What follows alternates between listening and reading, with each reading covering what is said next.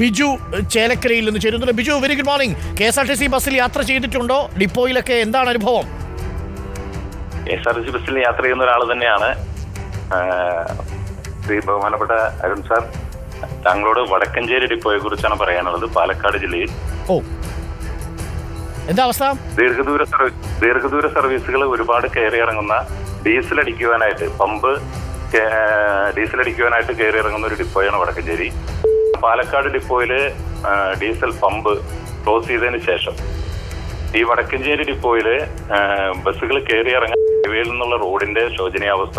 ബസ്സുകൾ ആ ഡിപ്പോയിൽ കയറുമ്പോൾ അവിടെ വളരെ മോശമായ അവിടുത്തെ അവസ്ഥകൾ, അതായത് വാഹനങ്ങൾ അടിതട്ടുന്നു, പൊളിയുന്നു, ബുദ്ധിമുട്ടുകൾ ഉണ്ടാകുന്നു.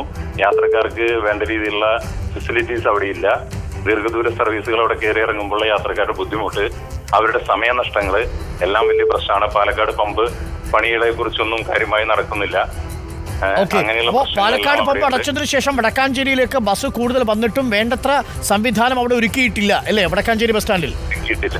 അവിടെ കയറി ഇറങ്ങുന്നതിന് മൾട്ടി ആക്സിൽ പോലുള്ള ദീർഘദൂര സർവീസുകൾ കയറി ഇറങ്ങാൻ റോഡിന്റെ ശോചനീയാവസ്ഥ വളരെ കഷ്ടമാണ്. തീർച്ചയായിട്ടും ബിജു, നമുക്കത് ശ്രദ്ധയിൽപ്പെടുത്താം. ഞങ്ങളുടെ പ്രതിനിധികൾ വടക്കാഞ്ചേരി ബസ് സ്റ്റാൻഡിലേക്കും എത്തുന്നുണ്ട് അല്പസമയത്തിനകം. പിന്നെ രാത്രി സമയങ്ങളിൽ അവിടെ പാമ്പും പന്നിയും ഇതിന്റെയൊക്കെ ശല്യങ്ങൾ ധാരാളമുണ്ട്.